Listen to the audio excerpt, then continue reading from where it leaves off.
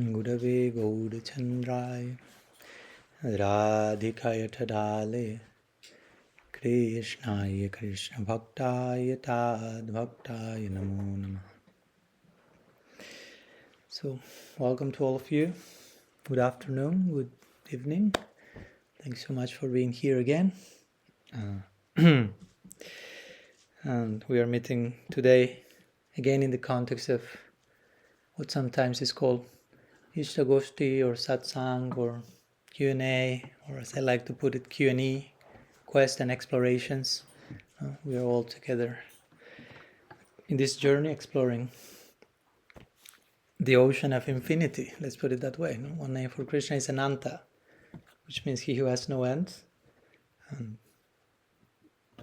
properly so, Harikatha or Krishna Katha sometimes is referred to as Ananta Katha, or to talk about the unlimited, or that the nature of that talk is unlimited itself. Because to talk about the unlimited in itself represents an unlimited endeavor, infinite, endless. So we are very happy to have that opportunity to be doing something now that we want to do forever, as we were talking the other day, to have a glimpse of eternity in that way. And like many times we used to talk with some friends, like when we, in the context of practicing or sharing, we have this feeling of, I could be doing this forever. And that means you're practicing properly. Now Krishna is giving you a glimpse of eternity. I could be doing this forever. So hopefully we can have an experience of that today as well. So you are invited to present any questions or thoughts or topics you may have. There are no foolish questions, as long as they come from a sincere place in our heart and we have a genuine need to hear about something, know about something that is significant at this stage of our journey. That's all we need, basically, right? We don't need even fancy intellectual articulations just to impress the visiting Swami. And hopefully I'm not resorting to any of that either to impress the local audience, right? But we can just be as honest as we can in our inquiry. And when that happens, that's worthy of praise. In the Srimad Bhagavatam, it's beautiful because if you pay attention, many times when Parikshit Maharaj presents a question to Sukadeva Goswami, almost every time Sukadeva Goswami, before replying to the question, he takes some time to glorify the question and to praise the questioner. Like, wow, because of your question, now it's inviting me to,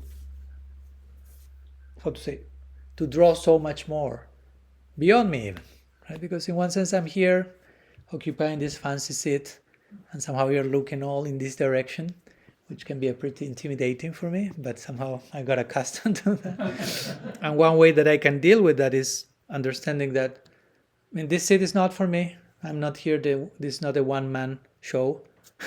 We are trying just to do a collaborative teamwork, so Krishna's presence manifests through your question, through whatever I may say.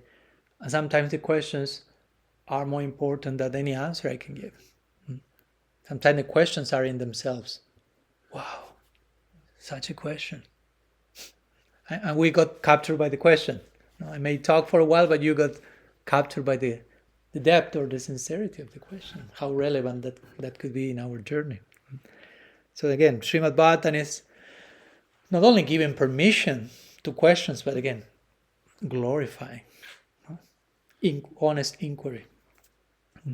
That's in fact the duty of a sincere disciple, of a sincere student. And we are all aspiring to be that. Srila Siddhar Maharaj will say, we are all students forever.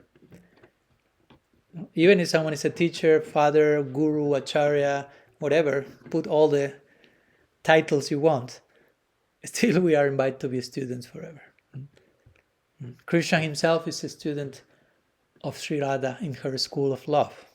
That's what he says in Chaitanya Charitamrita. Radhikara prema guru ami shishya nata. He says, the love of Sri Radha is my guru. This is Krishna speaking. And ami shishya. Shishya means disciple. I am a disciple in her dancing school. Shishya Nata. Now, her love makes me dance in so many different ways. Krishna is known as Natavar, the king of dancers. But he has a dancing guru. And that's Radha. Radha's love, which makes Krishna play his flute in certain ways and dance and move in life in certain ways. So my point is, God himself is a disciple. In one sense, Krishna is the first guru in our parampara, right? When we see our parampara, the first one is Krishna. Now, he's known in the Bhagavatam as Jagat Guru, Guru, the guru of all gurus, Akila, the guru of everyone. He's known for that more officially, more confidentially. He's a disciple. And the guru has guru as well. No? So Krishna's guru is Sri Radha. So my point with all this is, we are all invited to be disciples or students forever. God himself is a student forever. And he's okay with that. He doesn't feel this a threat to my position as divinity. I'm happy, I love to be a disciple. And the duty of a disciple is to present relevant questions.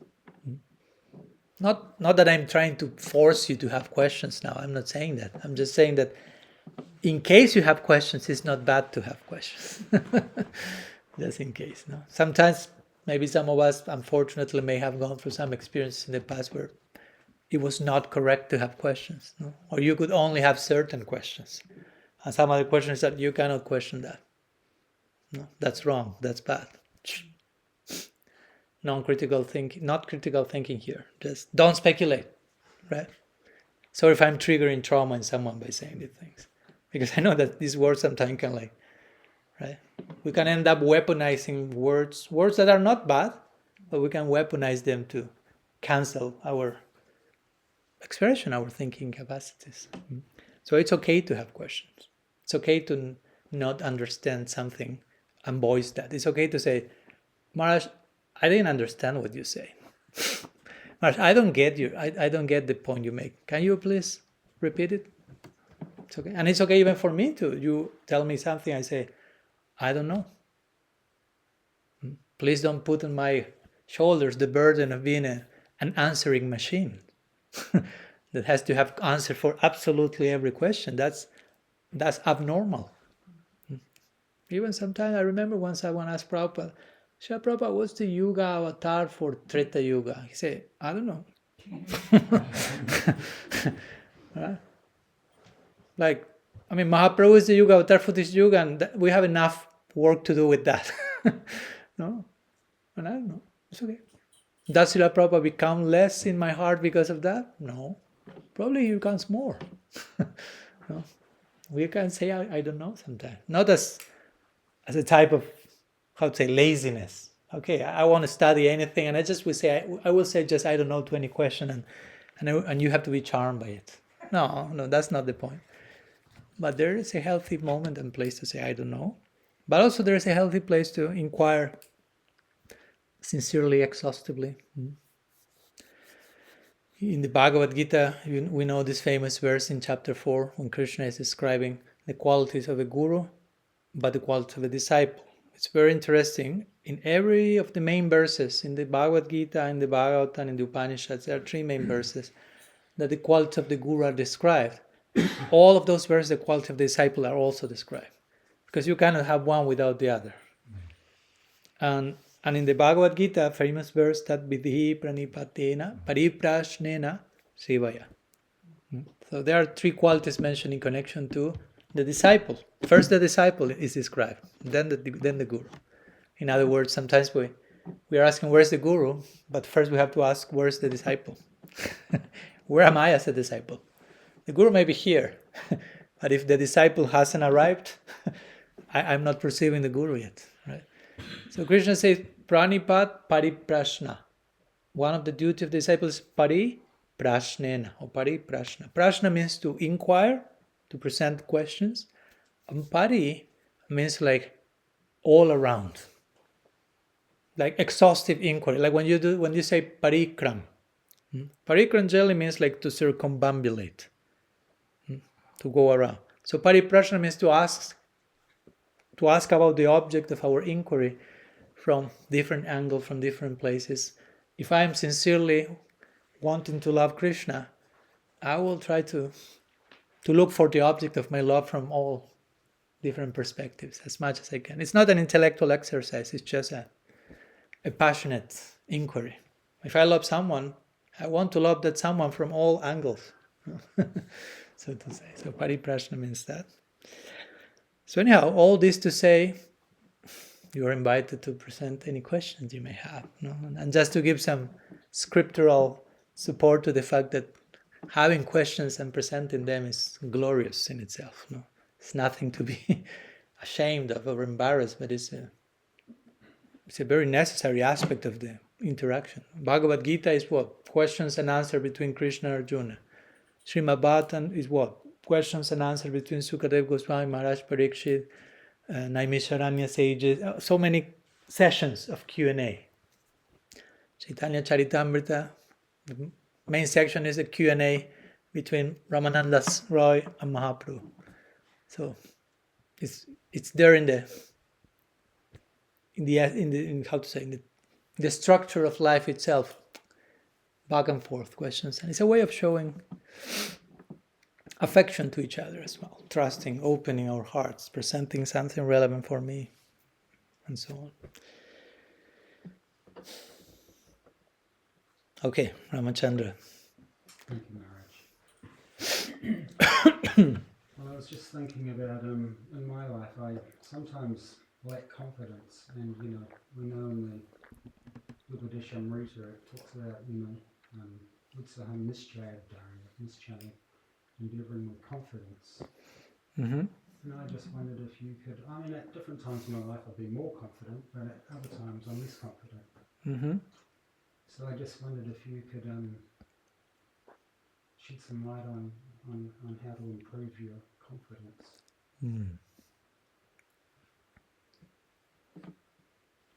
Well, first of all, I have to praise the question, as we were talking now. So, Ramachandra Prabhu ki jai. The question of Ramachandra Prabhu ki jai. And you have to accept that part also. You cannot deny me that. So, yeah, that's a great question. That's a very important question. Because again, sometimes we take for granted these terms. Okay, confidence, nischayat, we quote the verse, but we don't stop to flesh out which are the implications of being confident. So we need some time to really each one of those, and each one of everything. And also many times we need to, what helps, and we'll be doing this exercise these days as we go through the third verse of Sikshastakam and talk about humility and tolerance. Maybe the first thing we will do is what healthy humility is not. Because many times we first need to deconstruct false, distorted understanding of something so we can establish a proper view of that. And the same applies to confidence. Because sometimes, in some cases, we may feel, you cannot, if you have confidence, that means arrogance. And that's not necessarily the case. Externally, it may sound, who he thinks he is. You should be more humble. And by humble, we understand you should become a doormat. If not, you are not humble. And it's connected to all this, right? Because humility and confidence are not opposites. You can be humbly confident, but your confidence doesn't come from a place of I'm the center of the universe and everything is due to me and I'm this and I'm that. But there's a deep confidence that comes from, to give you an example, at least something that helps me a lot, and we have talked about this many times. Deep confidence can come from the fact of knowing that Krishna loves you. Try to understand. Try to enter into that space where you know that you are fully loved by God. That gives you confidence. Try to enter into that space when you feel that you are totally accepted already by Krishna. That gives you confidence. Okay, I'm loved and embraced and accepted by the most important person. That's empowering. And by contrast, opposite narratives which say, Krishna doesn't care for you, until and unless you become perfect. No? Those are disempowering, and I cannot have confidence. So we all need to be confident. Actually, the verse, of course, you are referring to the third verse of Upadeshamrita, and Rupa Goswami is saying, Utsahanishtaya Dhairyat. Be enthusiastic, he says first, right? Enthusiastic. Utsaha. And sometimes the question, okay, great, thank you. But sometimes I'm not enthusiastic, right? And I cannot just program myself to be full of enthusiasm. Sometimes I may go through some other ups and downs, cloudy days. So what to do when I'm not enthusiastic? So there's a sequence in that verse. Nischayat. So make an effort with confidence. And in this case, confidence also means with confidence in Krishna's mercy, in the power of the practice, in so on and so forth. No? It's not just... Sorry. No, please. It's not just confidence in me, but confidence in the grace of my well-wishers, of Guru, Vaishnavas. So have faith. It's another way of saying faith. No? Trust that this works. No? And even if you're not having a good day, it doesn't mean that bhakti is not working. It means just that you need to go through that cloudy day as a devotee, as we were talking the other day. No? Ups and downs will come in the journey. No? It's not that the journey to Golok is like one straight line and I'm there. It's up, down, back. It's like if you want to reach from this place to the other side of the mountain, you cannot just walk like this. It doesn't happen. Sometimes you may even walk down, up, backwards. So you run and you have to jump. So it seems you are going backwards, but that backwards is a way of moving forward. So there are different dynamics in the journey. But we should have trust, implicit trust and faith. And this shouldn't be blind. This should be based on experience also. So we have to also have intelligence and go back to those similar moments in the past when we have gone through our dark night of the soul, so to say. And remember how Krishna was there, how shelter was there, how mercy was there, even when everything seems uncertain. There are days like that. There are not only days like that, there are weeks like that, months like that, years like that. And the idea is that we can draw some purpose from those chapters also. No? So we have to somehow or other find a confidence, find some trust in Krishna is with me. And especially in those difficult moments, Krishna becomes specially available. As we talked the other day, you pay attention, all these great narratives in our tradition are full of difficulty. I mean, Bhagavad Gita, the situation in which Arjuna is, that's hyper complex. Try to put yourself in that situation. It's very complex. No? And that's where Krishna comes and Bhagavad Gita reveals in the midst of the most complex situation. Similar with Parikshit Maharaj. Imagine if I tell you, okay, put your priorities in order because you have 7 days to live. So, all the best. Try to, I mean, we cannot imagine what that means, but even if you try to imagine, it's okay, that will be pretty intense. 1 week. No? That was the situation in which Parikshit Maharaj was. So all these great narratives of our tradition all stem from very complex situations. But the greatest love and mercy and God's presence come through those also. So my point with all this is, it's not that confidence only means, how to say, everything has to be okay and I'm confident. No. Also through difficulty we thrive. And of course Rupa Goswami also says interestingly that the next word for a minute, Utsaha Nischayat Dhairyat. So Dhairyat means be patient. So because one can say, okay, be enthusiastic. Okay, I'm not enthusiastic.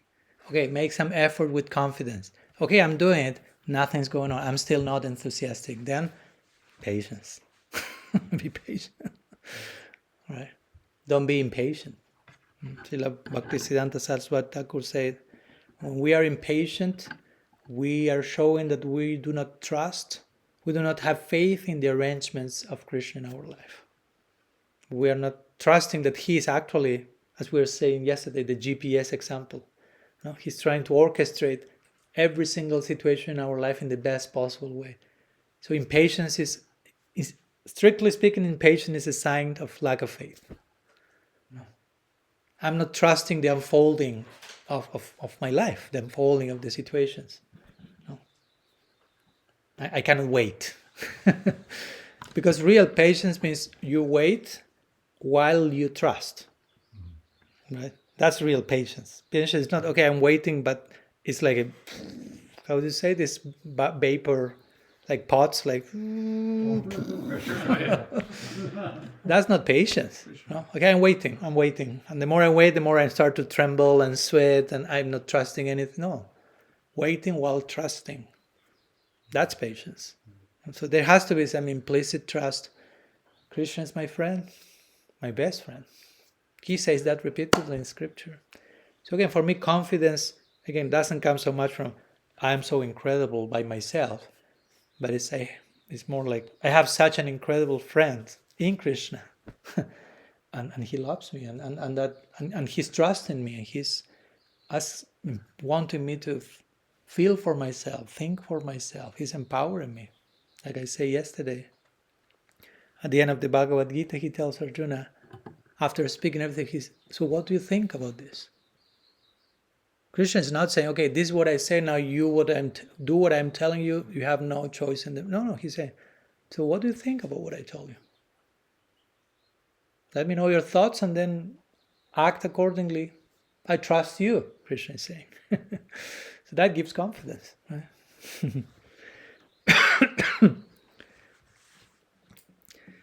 And that's the central aspect of surrender in our tradition. We have these 6 aspects of Sharanagati: Anukulya, Sankalpa, Pratikulyasha, Varjanam, Rakshishati, Vishwaso, Goptritui, Varanam, Tata, Atmanikshepat, Karpanya, Shatvidha, Sharanagati. We record another New Zealand visit to unpack Sharanagati. But basically, they are saying, try to do what is favorable for bhakti, try to accept that, try to take distance from what's unfavorable for bhakti, and then says, Rakshishati, Vishwaso, Goptritui, Varanam. Trust that Krishna is protecting you. And fourth, and here comes the main one, Jiva Goswami says, this is the main aspect of Sharanagati, all the others revolve around it. Goptritui Varanam. Accept that you are being maintained by Krishna. So that's a way of saying, have confidence in that. No? Trust that He's maintaining you. Trust that He's nourishing you. Trust that He's loving you. And again, trust is not believe that that's the case while you feel the exact opposite. That's not trust. Trust means try to enter into a space where you can experience how that's the case. Or try to remember how that was the case throughout your life if you pay close attention. And develop confidence on that.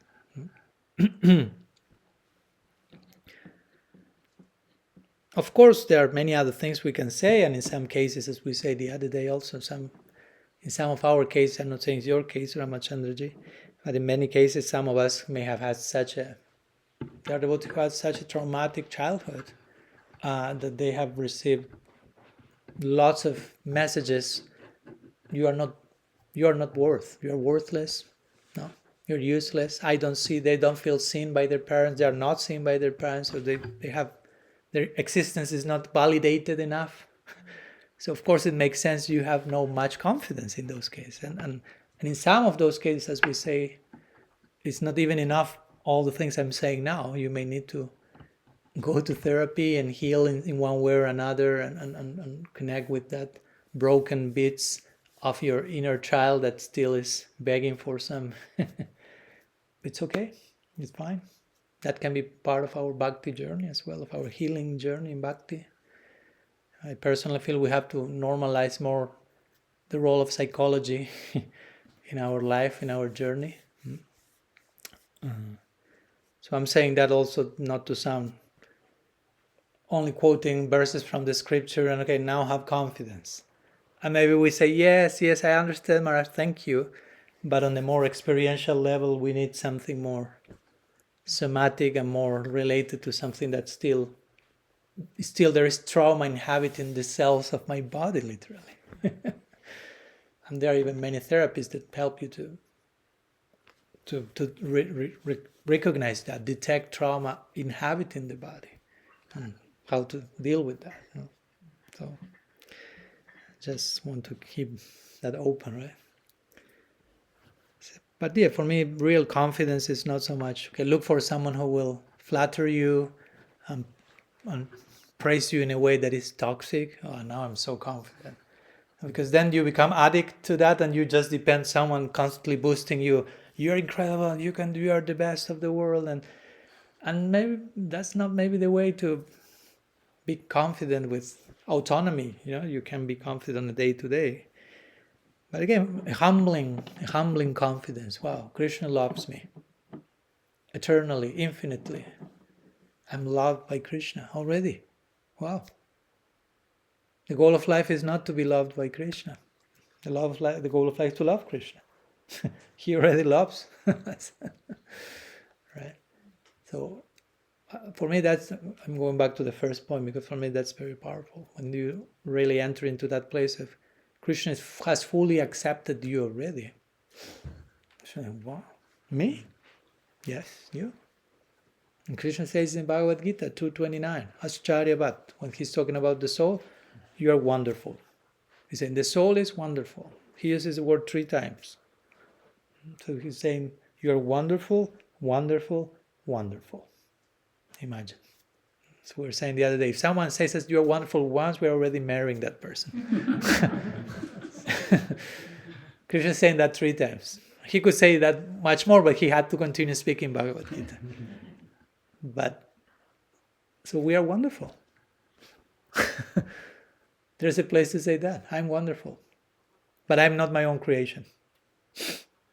So I don't have any genuine reason to become proud of my wonderfulness. Because I didn't make it.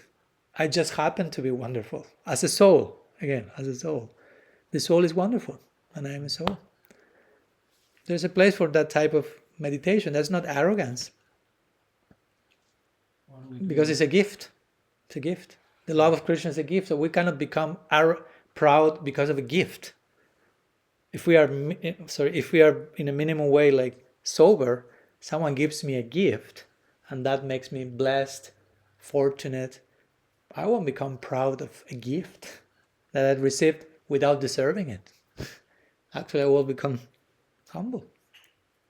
Sorry. I was just what brought to my mind when you were saying that, because I thought about it before, understanding that Krishna says that we're amazing, we're wonderful, like that, but in the conditioned state, we're mostly not identifying with that Atma level.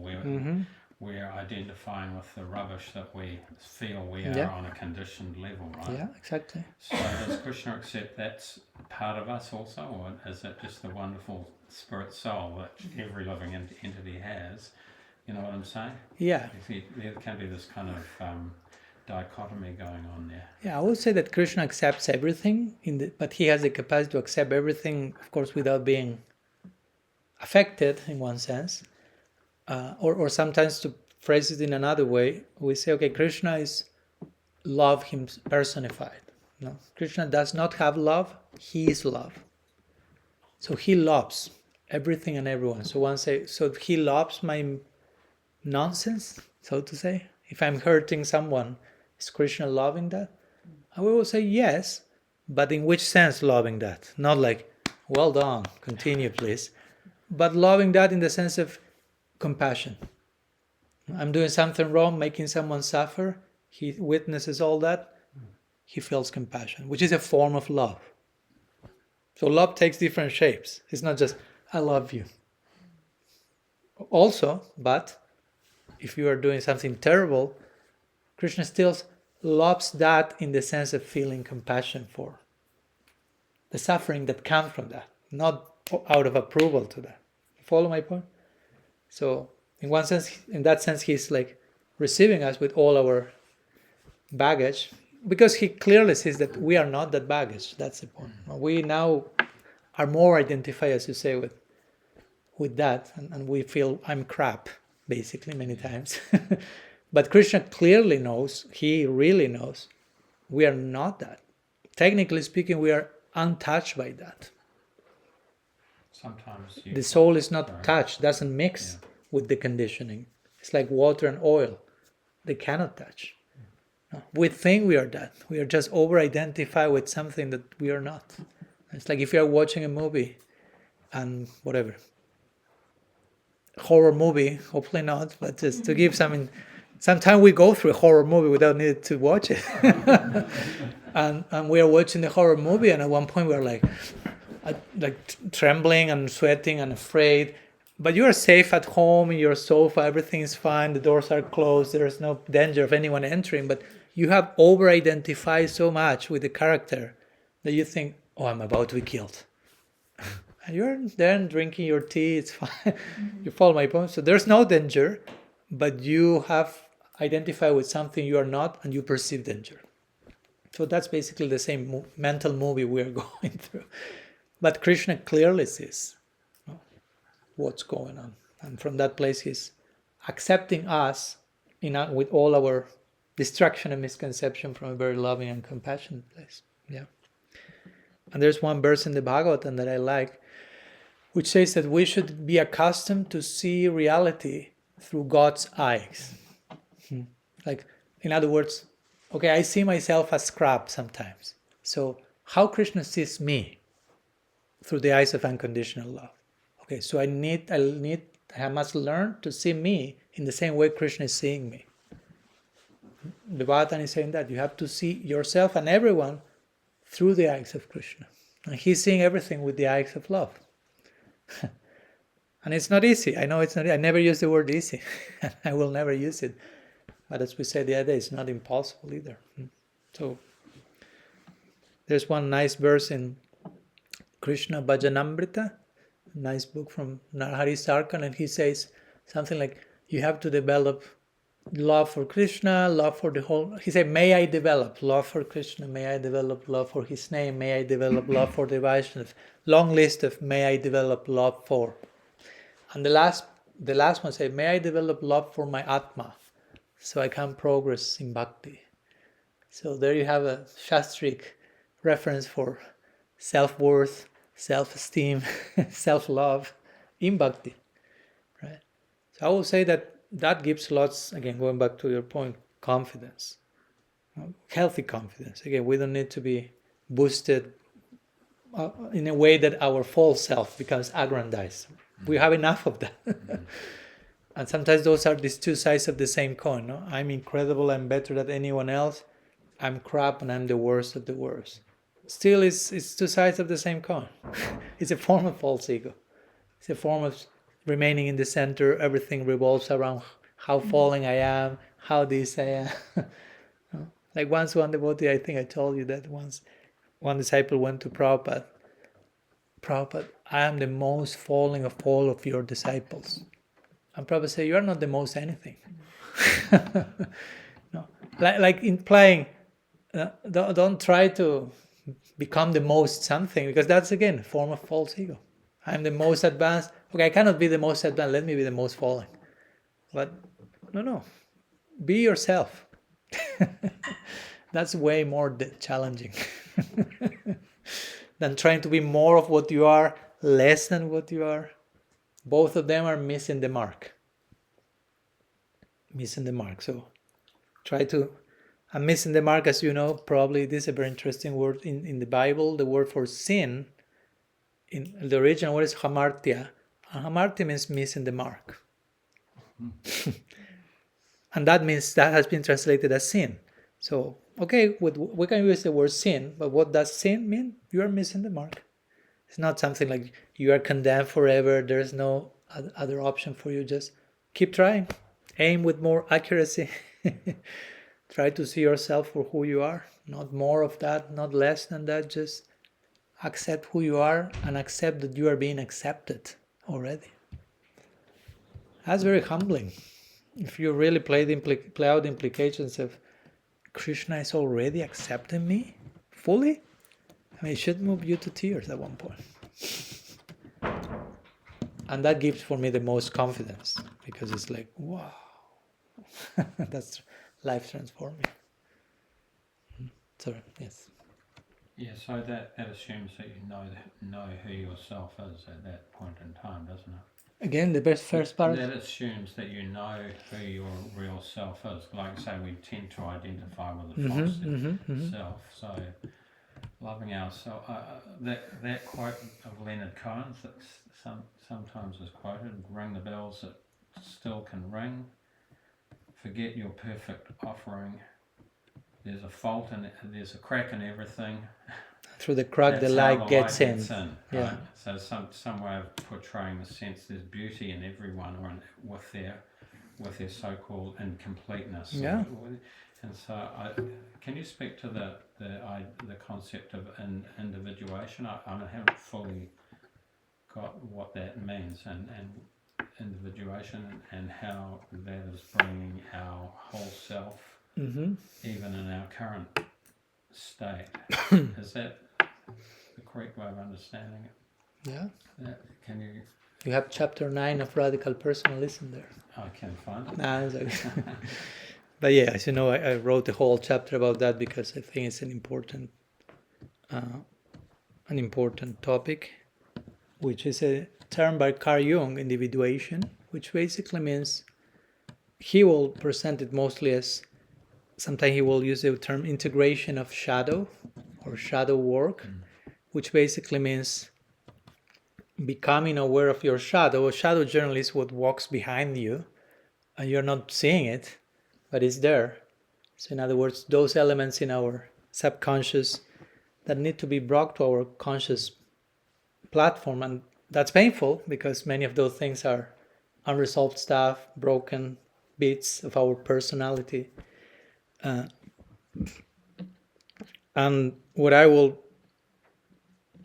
present in the name of individuation in our tradition is basically that. Okay, we have our brokenness as human beings. I mean, we're Atmas, of course. The Atma is transcendental.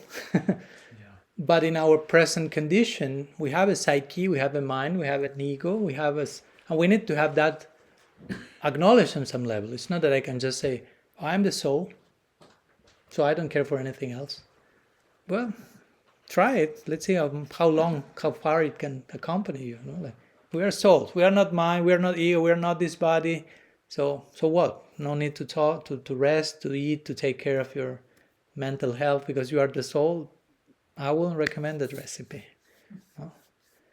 So actually the idea is spiritualize all those dimensions. And in order to spiritualize them, you have to have them functional on some level. So if your mind is absolutely dysfunctional, how much you can practice spiritual life?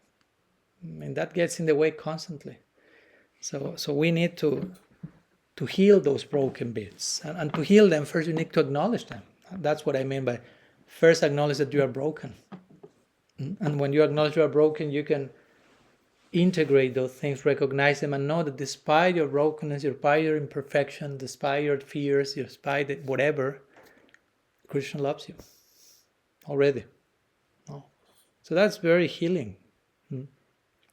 And we don't need to hide that stuff. We don't need to pretend we don't have it. We don't need to play, to impress others, I'm very perfect. No? I always like to recall this Japanese art called kintsugi. Maybe you have heard about it. Kintsugi means that you're at home and you have like whatever. You don't have any of those here. You have like some porcelain pot or whatever at home, and it falls and breaks. So most people will take that and throw out as soon as possible, because you don't want anyone coming to your home and seeing something broken, right? We don't like brokenness. That is a reflection of, I don't want to see brokenness. I don't want to see any reminder of my own brokenness. So everything has to be nice. But in Japan, they have a different culture. The pot breaks, they will bring it together and will put all those pieces back and will put liquid gold in all the broken parts, in all the cracks, highlight the brokenness. And then we'll put it again in a special place of honor in the house. Like saying, okay, this spot has its story, its journey. We are honoring those scars, so to say. It's a very different approach. Instead of hide that brokenness as soon as possible, throw it away, send it to the trash bin. You don't want anyone to see that. No, highlight it. No? Because despite all that, you're being loved and accepted by Krishna. So those are no problem ultimately. No? Through those wounds that we may have, if we go through them properly, you end up healing other people also. This is a term that is used a lot in mystical Christianity, the wounded healer. And they make the case, you cannot become a healer unless you are wounded first. Because if you are not wounded, you cannot empathize with the wounds of other people and how you will heal them. So the only way you can heal others is by first going through your own wounds, so you can then connect with their wounds and create some redemption. That's for me another way of talking about anartha nivriti. Anartha nivriti. For me, anartha nivriti, as we said the other day, it's not just chant your japa and all the stuff will disappear magically. Oh, it's not like that. Fortunately, it's not like that. It's practice and things will come and you need to do something with that. No. Sometimes Prabhupada will give the example, you are trying to wash coal and it becomes more black and more black. Not to get discouraged, just to say like, or you are trying to clean a room, let's say you never cleansed this room for 20 years and the dust is so established that it doesn't even look like dust. It seems just like, oh, the whole room is gray. Wow, you painted everything gray. It's like, no, it's full of dust, but it's so ingrained that it doesn't look like it. So sometimes our dust is so ingrained that it doesn't look like dust. It's just, that's who I am. And then you say, here you have a broom. Move it just one time. So you're like, and you're like, oh my God, this is worse than before starting. Yeah. You would think I was in a better place 10 seconds ago. Right? You feel, oh no, this is a mess now. Oh, I wish I had never taken that broom.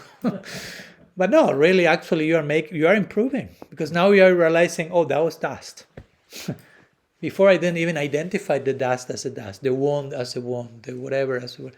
Now in the process of purifying, cleaning, and all that stuff is coming, and I'm bathed in dust. I'm a mess. But as we say the other day, God bless this mess. And eventually, the room will be cleansed, every color will shine in its own right, and it's like, wow. You have a big smile, you will still be a mess on some level, but from another place. You know? I always like to recall when Mahaprabhu, this famous Gundicha Marjana Lila in Chaitanya Charitamrita, the cleansing of the temple of Gundicha, which represents anartha nivriti. No, this has been interpreted by all acharyas. That's the cleansing of the heart. So the Lord established in the altar here. But first you have to clean, and this will be a mess in one sense. No? And it's very interesting for me that right before they start to do the cleansing, Mahaprabhu comes and starts to garland all of his devotees. No? Though there will be a mess in a minute, but he's like honoring them, like saying, what you are about to do is glorious. No? Such a brave adventure. Ki jai, ki jai, ki jai. And of course, he led by example then, the cleansing, right? So there is a glory to that messiness. There is a glory to that brokenness, to deal with that from a proper perspective, and to know that we are all way through loved and accepted by Krishna. Before taking the broom, while passing the broom, after cleaning he's accepting and loving us. So individuation has to do with that, with acknowledging those layers, integrating them, not denying them, but integrating them in a way that they become part of my gift then to share with others. And that's the idea of bhakti. Bhakti means also whatever you are doing can become spiritualized by bhakti. So even in this present lifetime, you have a certain personality, which in one sense you could say it's a karmic result of your previous actions in your previous life, and you have a certain psychology and a certain body physically. Okay, but if you engage in bhakti deeply, both your body, physical, and your subtle body becomes spiritualized by bhakti. And there are sections in the Shastra that say, in a replica, in a body that resembles that body, physically and mentally, you serve Krishna eternally. You have a certain personality and psychology in this lifetime. If you fully spiritualize that through bhakti, that will be your eternal psychology. That's the power of bhakti. So in that sense also individuation takes place. No? That's why the great sadhus, the great saintly people, when they leave their bodies, they're what we call put into samadhi. And their body is not burnt, but is like covered in salt, which somehow preserves the body. Like implying in that body, not exactly that body, but in a body that resembles that one, this person is serving Krishna eternally. So individuation has to do with that, not so much let's reject the body, let's reject the mind, let's reject my wounds, but let's bring all of them into the bhakti equation, so to say, and let bhakti purify all that. Let's integrate instead of rejecting, integration. I like to use that expression, integration of complexity.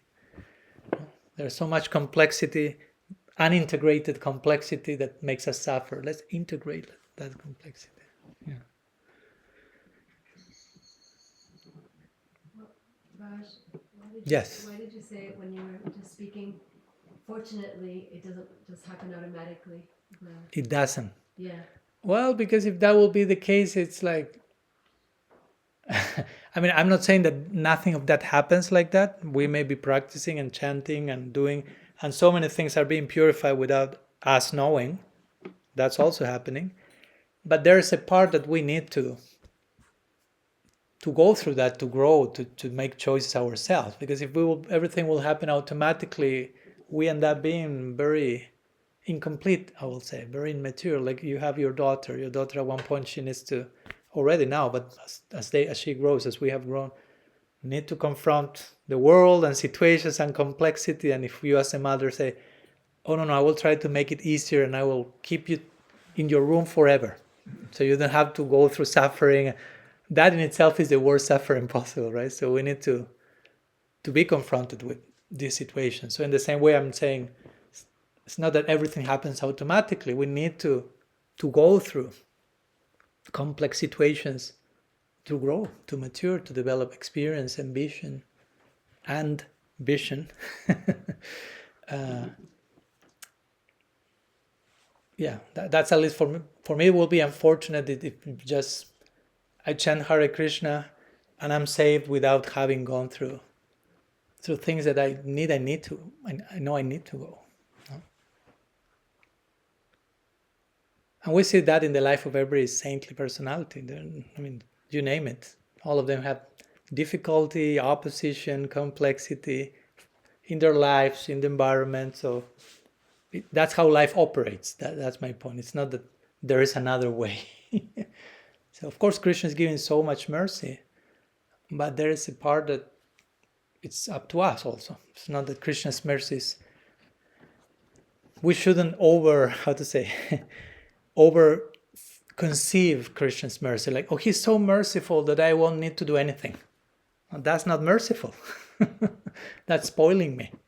Right? So Krishna is merciful enough to also pull me to, okay, now you do it. Not like some of the animal kingdom, some of the mothers will start to kick out the cubs or the puppies to just, okay, have a life, go there, have an experience. Don't remain in the comfort zone here with mom. It's time to go now. But it's affection, actually, at the same time. No? So from that side, I said, I don't know if that makes sense. So would you say that the chanting is then like pushing the broom and letting the dust? Oh yeah, Cheto Darpana Marjanam. That's how Shikshastakam starts. No? Mahaprabhu says, the name cleans the mirror of the chitta, That's very interesting because the very first word of everything that Mahaprabhu said is cetto, right? Which refers to chitta. And in contemporary language, the chitta is the subconscious mind. So the first word that Mahaprabhu said in all whatever he wrote is subconscious. It's interesting. He pointed to that first. Like implying, chanting cleanses the mirror of the subconscious. In other words, what is in the subconscious, you put the broom, and what is in the subconscious maybe starts to come to the conscious now. And you need to do something about it. It's not just like, okay, it's in the subconscious, then it comes to the conscious, and eventually it may be transcended and integrated. But when it comes to the conscious platform, you have to do something with that. It's not like the three monkeys. No. Go back to the subconscious, please. I don't like seeing you. You need to see it. Because if not, we keep putting things into the... I like to use the word the shed.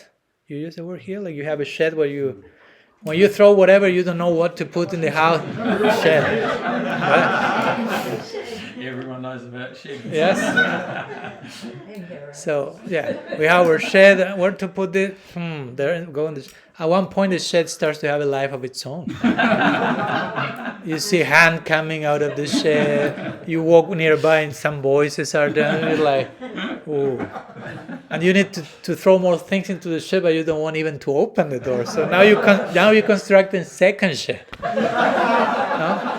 Right? It looks more friendly. No? I can open the door. There's nobody. And so on, third shed, fourth shed, and then we have an army of subconscious mind that is like screaming, and thousands of arms and voices. You follow my point? So we need to dare to bring that to the conscious platform. And I know it can feel scary because at one point that becomes like a monster. No, in the different traditions they will use the experience of the dragon, confronting the dragon, or the hero's journey. So many narratives we can bring to that. No. But it is say you have this dragon, fiery dragon, and you are terrified about. But it is say that the moment you look at the dragon to the eye, the dragon disappears. As long as you deny the dragon, it becomes bigger. As long as you don't want to see it, it starts to scream louder. The moment you choose to see it, to bring it to awareness, to expose the monster, starts to lose grip, to lose power. Right, and again, it takes courage to take that step. But if we have proper support, knowledge, practice, grace, and we have all that, we have to take some of those bold steps. Maharaj, just in connection with Madhur and Rita's question, sometimes it's said that this material world is a perverted reflection of the spiritual world, and I will use the word distorted. Perverted or distorted reflection. Because perverted, sorry to interrupt, perverted gives the idea, at least to us, that the world is bad. Yeah, right. Right? And I wouldn't say the world is bad, and it's our perception of the world that can be perverted. Because the world is beautiful, it's an energy of Krishna, it's serving Krishna. Sorry, I don't want to interrupt, just clarifying that. That's good, distorted. So just, as Madhur and Rita said, well, why is it good that it's not, that we don't just become like by Krishna blessing us, but is it like that, it's kind of, because we are a soul, then we have to have a tangible experience as a being, a person, otherwise it would be kind of impersonal, wouldn't it, that if you were just, like if you just became Krishna conscious, like without going through those journeys like we've been talking about and elaboration on, is it kind of like that, like, just because we've also been talking about suffering in our journey and different challenges that might be there and how there might be a disconnect, like nobody wants to be uncomfortable. Nobody wants to suffer and be uncomfortable, but you're presenting the benefits of that in a journey. So is that because it's a very personal relationship that we're having with Krishna, even though it doesn't seem very nice sometimes. Yeah. Is it that because we're persons, so therefore it's got to be like a personal kind of journey and distorted because it's not necessarily like how it would be in the spiritual world, that we're having this loving, incredibly reciprocal relationship here it is a relationship with Krishna because we're never separated and he loves us. Mhm. It's just a Yeah, different journey. and whatever relationship we will have with Krishna in the spiritual world, it can only begin here and now. It's not that here is suffering and mess and I don't like it and suddenly I'm in Golok Vrindavan and everything is fine. It's not like that. It's you start to construct that relationship here. Because you have to choose to have that relationship. In one sense, we are all connected to Krishna. He's the center of reality. Everything is connected to him. But the loving relationship that the soul can eventually have with him is something we have to choose also. Love is a voluntary decision. So it's up to us to decide it, and we have to begin constructing that here and now. There's no other moment to do that. Because sometimes I've seen the boat sometimes thinking, oh no, I'm practicing and I have just to finish my 16 rounds, and at the end of this lifetime I'm thrown to Golok Vrindavan. But that's not the case necessarily. If you don't, it's not just getting a quota number and Krishna is forced to send you there. You have to want to go there. If you don't want to go there, Krishna is not that bad to send you to a place you don't want to go. And wanting to go there is not just saying, yeah, I want to go there. It's not just saying it, but you have to live your life in a way that aligns with what's going on there. That's how naturally you are in the spiritual world. Because ultimately it's a state of consciousness. I imagine you will say, well, Prabhupada was in the spiritual world when he was on earth. Okay, so that means it's a state of consciousness. So we have to get to that state of consciousness here now. To start getting closer to that. It's a gradual process. It can take lifetimes also. And we shouldn't be discouraged by that. Rupa Goswami says in many sections in the Bhakti Rasamrita Sindhu, when he's describing Bhakti Rasa, the highest experience of love, say, in order to fully experience Bhakti Rasa, you need to have already received impressions, samskars, from this and previous lifetimes. So he makes it clear, probably it's not a one lifetime affair. And it's okay. That's the point. It's like, as we say in the other day, why the rush? We are not going anywhere in one sense. We are already doing what we want to do forever. So that's it. We are there. We can celebrate.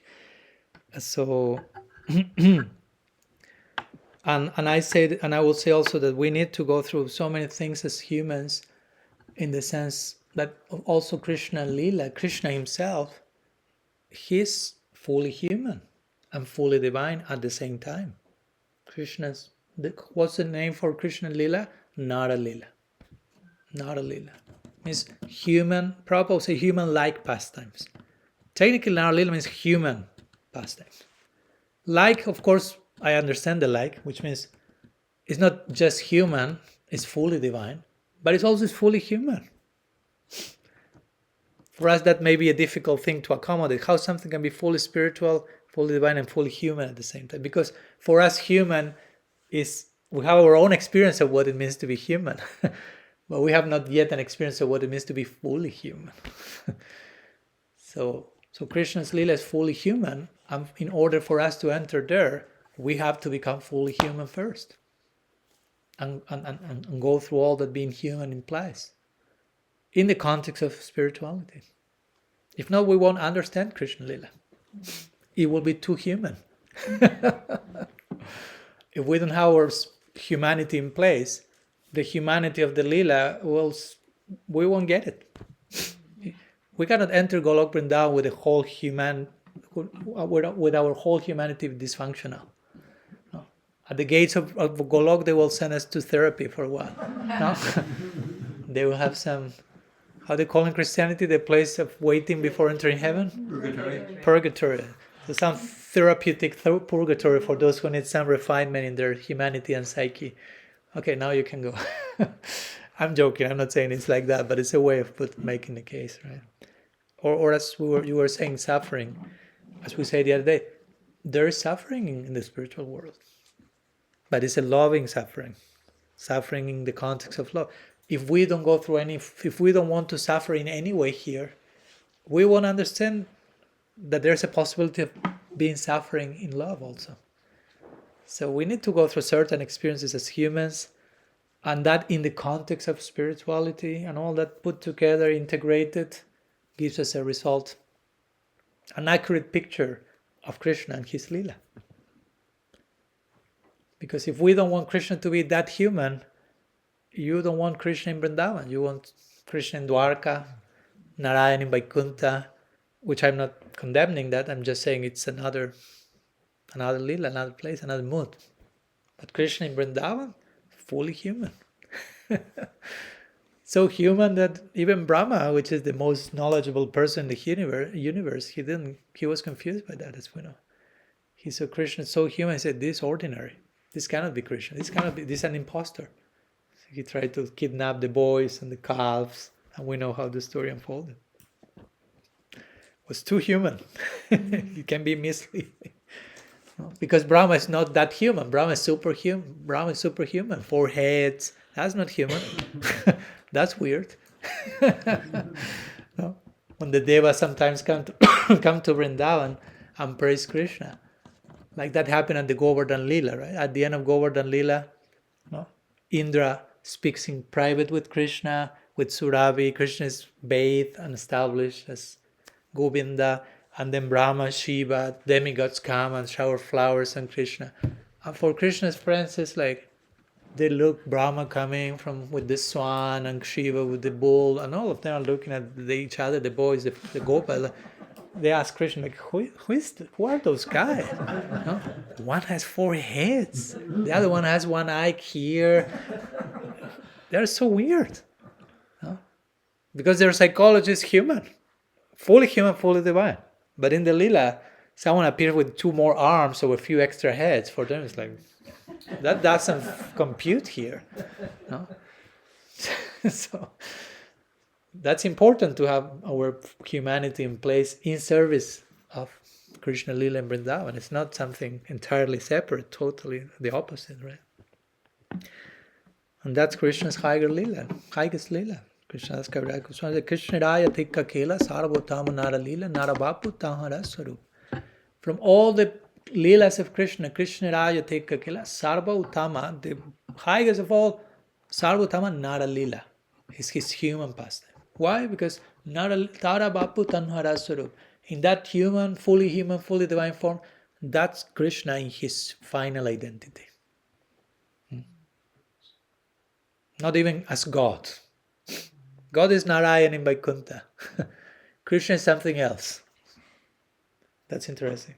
Krishna is not an aspect of God. God is an aspect of Krishna. That's our philosophy. Krishna is tu Bhagavan Swayam. Says Vedanta. Krishna is Bhagavan when Bhagavan wants to be himself. No? The title Bhagavan, God, that was left somewhere else in Vaikuntha. Cosmic administrator. No? Vrindavan, there's something else. He's God, but he's not God. He's Krishna. God is the title at office. No? He's at home here. So you're expected to relate with him in those terms. You cannot go to Krishna in Vrindavan and say, God. That will create a very distasteful moment for everyone. And in the other way, the opposite. You cannot go to Vaikuntha and see Narayan and say, Gopal, my friend, how are you doing? That's what Gopal Kumar did in Brihad Bhagavatamrita. He saw Narayan, and out of his Sakya Bhav, he said, Gopal, and ran to embrace God. And Vaikuntha, which means the place of no anxiety, for the first time became the place of anxiety. Everyone in Vaikuntha was like, who is this newcomer who wants to embrace God, calling him a friend? All the alarms run to Vaikuntha. What? How can you embrace God? And Gopal Kumar felt like, what's going on? So all this shed light in what's the nature of the ultimate goal of our life. So, but it's important for us to connect all that beautiful, charming leelas and moods with me as a human now, and understanding. Okay, I don't have full humanity, but I don't need to discard my humanity. If I discard my humanity and try to become superhuman, that won't take me to Golok Vrindavan. So That's really rooted in impersonalism. It's quite scary, isn't it? How impersonal. Like as you were talking, I was feeling quite panicky about how impersonal I am because, like, yeah, it's quite scary that you get yourself into a situation where you have this loving God, and you have this relationship, and there's a purpose to your life, and you've totally divorced yourself from that. Even though now as a devotee, you could be hearing about it. But just that impersonal, that kind of like thinking, like that you're so separate, and it's quite scary and strong. I was thinking how Prabhupada's second Pranam mantra, impersonalism, that's oh my God, it's quite scary when you get a glimpse of where you are and how far you've got to go, and then like, wow, that's impersonal actually. Impersonal to think that, like when you're talking about humanity and that, it's so impersonal to think that you're not going to be having this very, it's kind of it's actually everything's purposeful. Why you think I call my book Radical Personalism? Well, that's what I said. That's exactly what I was thinking. I was like, oh my God. Because we are radically impersonal, That's just disguised as personalism. yeah. So that's even more tricky. Because if I'm overtly, I follow Advaita Vedanta, I follow Shankaracharya, I'm impersonal, I'm all for Brahman, that's more honest and sincere. Okay, you come with that idea. But if we say, no, we're Vaishnavas and we are personalists, but we are covert impersonalists, without knowing it, without bad intention, but that's taking place, that's even more complicated. So yeah.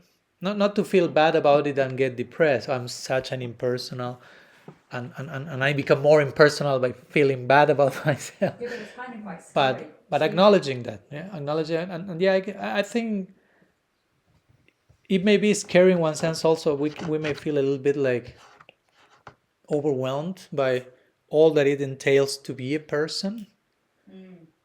Because being a person, individuation again, like developing my individuality as a person and seeing how much Krishna wants that, sometimes we are terrified about it. Imagine Krishna comes and asks you, so how do you want to serve me? And we may be terrified because, no, you tell me. I have to decide for myself. And you say, yes, that's the idea. And you develop your own criterion and feelings and individuality and responsibility, and it's like, I don't know. I want someone else to tell me what to do. And many times all that may become masked in humility. Like just you tell me what to do, Maharaj, Gurudev, Prabhu, Mataji, and I will be humble servant of that. Just tell me what to do. Sometimes that's spiritual bypassing. That's an avoidance of taking responsibility for being yourself. Not wanting to take risks in, I'll choose for myself and I may fail. Well, better I ask everyone else to tell me what to do, and if I fail, it's their fault because they told me what to do. So that we may relate even to the Guru in that way. You, Gurudev, tell me what to do, and if something goes wrong, well, I won't say it like that, but one may think, if something goes wrong, it was your fault because you told me what to do. I just follow what you say. But that's not the mature way of relating to anyone. So I can understand it can be a little intimidating to get a glimpse of how much of a person we can be, and by contrast, maybe how little of that we have yet attained. But again, we have to be very careful not to seeing that in a way that we get depressed, that we get discouraged, but just in a way of, wow, I'm getting to see that. As painful, as embarrassing, and that is, I'm seeing it. Again, I'm seeing the dust. Oh, it was dust. It was not just that everything was gray, right? So now I'm seeing the problem. It's painful. And recognizing that to myself, even more painful. But I'm seeing it. Before that, I was not seeing it. I was more in the ignorance is bliss chapter. So now comes wisdom is painful chapter. Now I'm seeing, and it pains, but gradually it will stop giving that suffering. We will gradually grow and integrate it. Again, we have to put on this, not lose sight of Krishna's mercy coming to our life, even in those moments. And again, don't forget, Sumukhi, if you see that situation in you, it's not only you. No, we have to universalize that. If I say, okay, I'm so impersonal, But we are all struggling with the same thing in one level or another. No? Not to say, oh, all of you are also impersonal guys. We are just, it's all part of the journey, right? So part of our anartha nibriti is to awaken to the fact that I'm an impersonalist. I'm an atheist in practice, not in principle. In principle, I believe in Krishna. I try to pray to him, but sometimes it's called functional atheism. I say I believe in God, but I function as if he does not exist many times per day. Maharaj, did you say functional atheism? Yes. Yeah. Yeah. In theory, in principle, I'm not an atheist.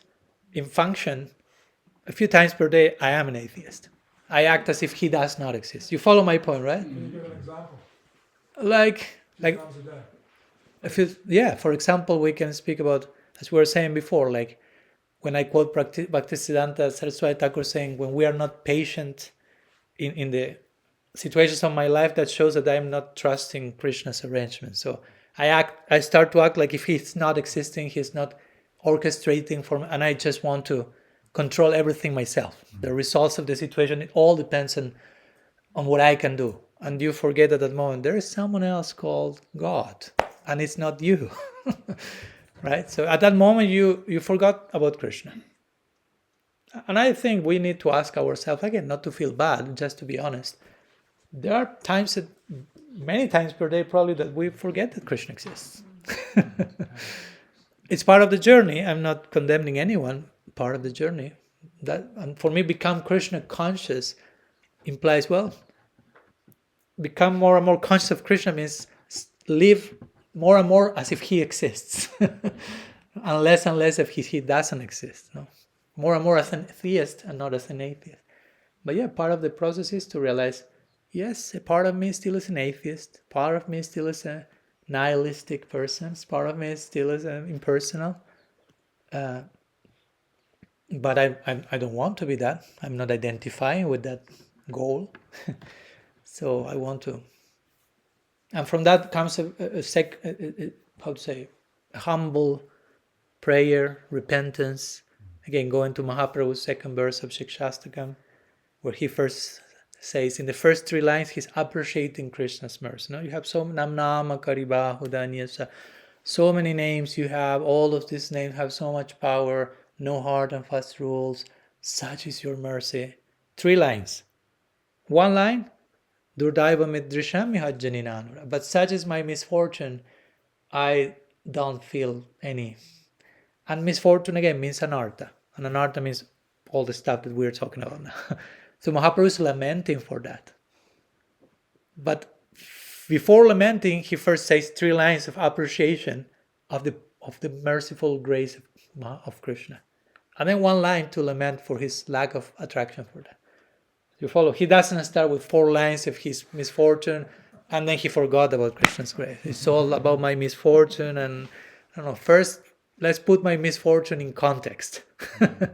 So first I'll bring the bigger picture of Krishna's grace, mercy, unconditional love, all the gifts that keep coming, despite me being impersonalist, atheist. And then, I'll deal with my atheism, my functional atheism, my nihilism, in the context of the grace that is coming. By that grace, I am seeing all that stuff, I will say. By Krishna's grace, I'm realizing I'm a functional atheist. So it's part of his grace. It's not that Krishna's grace is only like butterflies and when we say Krishna, give me your mercy, we have to give him the right to give him the mercy in the way he considers is the best way we need. We cannot ask Krishna, give me mercy, but it should come in this way, in this packaging, in this color, at this time of the day. We start to sound like Hiranyakashipu, right? Not in the day, not in the night, it has to be like this, it has to, and it's like, we are getting closer to Hiranyakashipu than to Prahlad Maharaj here. So when we go to Krishna for mercy, we acknowledge he knows better than me what I need also, and he has all rights, all copyrights reserved, how that should be coming. And I like always to highlight the Govardhan Lila in that regard, right? Because Indra is sending all this killing storm to Vrindavan, and the Brajavasis go to Krishna. for shelter.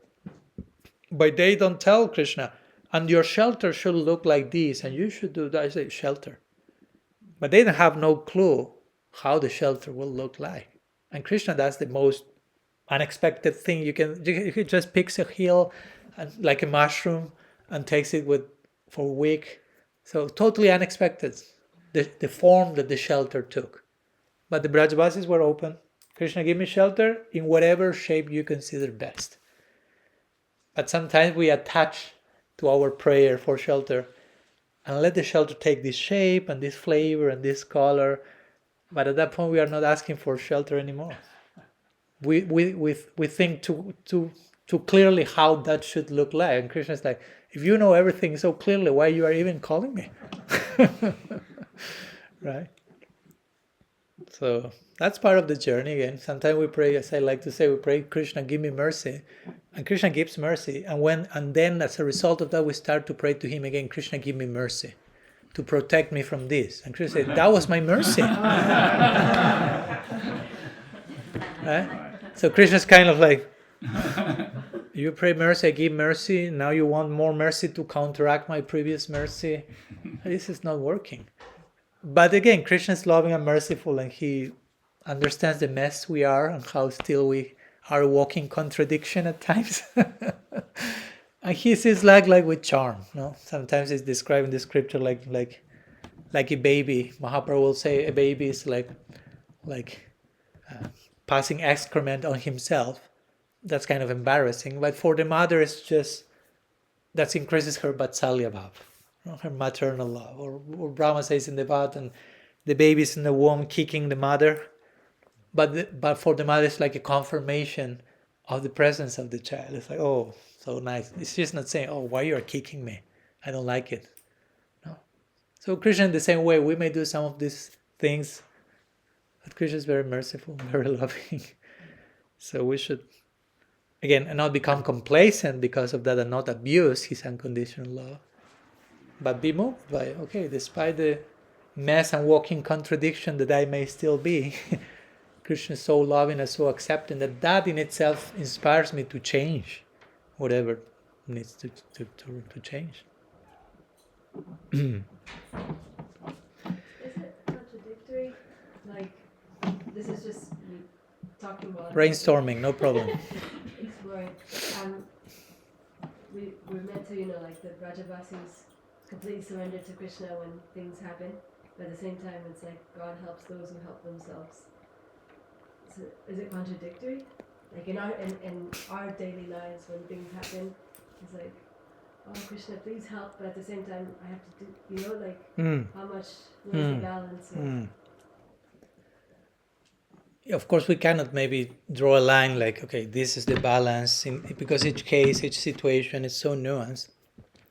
But I think there's place for both. There's place for, of course, taking shelter in God, taking shelter in prayer, asking for mercy. At the same time, there are many things to say here. Because in one side, we could have even say, there's no need to ask for mercy. You can say, because mercy is already given. No, it's not that if you don't ask for mercy, Krishna is not merciful. Right? So that's another way of understanding it. It's not like, okay, only if I prayed for mercy, he's merciful. If I forget to pray for mercy, he becomes non-merciful, cruel, or whatever. No. But sometimes we need to pray for mercy to enter into that mood of prayerful mood. It's not that because of that now Krishna becomes merciful. He's always merciful. He's Karuna Sindhu. He's an ocean of mercy. So sometimes we need to enter into that space. And you say God helps those who help themselves, which basically means you do your part and do not expect God to do everything. Yes. But do your part sometimes is also approaching God in prayer, for example. That's doing something. And not, of course, go into Krishna in prayer expecting that he does everything for me. No? But give me the inspiration, give me the strength, give me the clarity to do my part. So we are not using prayer as a spiritual bypassing. Krishna, please arrange everything so I don't have to do anything myself. So I don't have to grow, I don't have to change, I don't have to... No, that's toxic, that's evasive. But begging for shelter, for mercy, for empowerment, for inspiration, like Prabhupada in the Jaladuta. You have this beautiful example of him. He's praying to Krishna, he's emptying his heart, he's very vulnerable in the mid of the ocean after heart attacks, very complex situation, and he's really begging very intensely from his heart. But we know that he's not asking Krishna, just do the whole thing yourself. I mean, he's on the boat crossing the ocean, he's willing to do his part, but he also understands this is not easy. No, it's not that I can just go and I need empowerment, I need grace. So he's doing that part. Grace is coming, as we know, and even grace was coming, Prabhupada had to do his part also. It's not that Prabhupada was just sitting on a sofa and Krishna's mercy just did everything. He had to do his part, no? To help himself, going to following the quote, right? So I think the two of them are there. But again, even I will argue that to go sincerely to Krishna, to God in prayer from the correct place, in itself is part of what I have to do. No?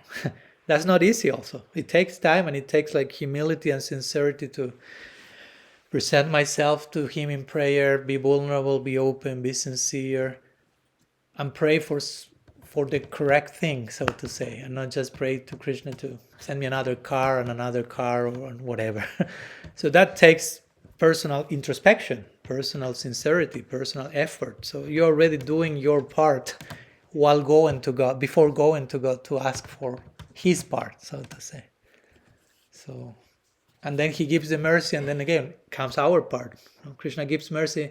What do you do with that mercy? It's not just asking for mercy and more mercy and more mercy and accumulating mercy on the shed again or some storage department.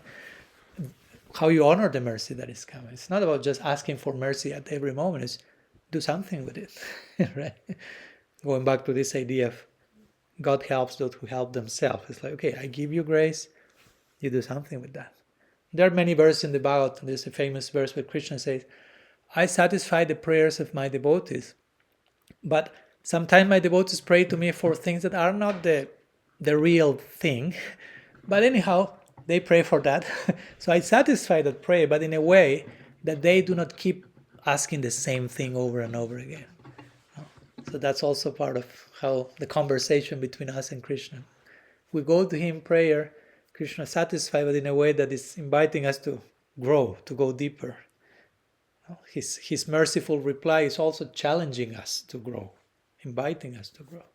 So that more like the prayer would be for us to have the right mood in terms of I'm dependent on Krishna, and whatever I do, I'm empowered by Krishna. I don't forget that it's not just me. If I don't pray, then I just feel like I'm doing it on my own, like kind of cut off from Krishna.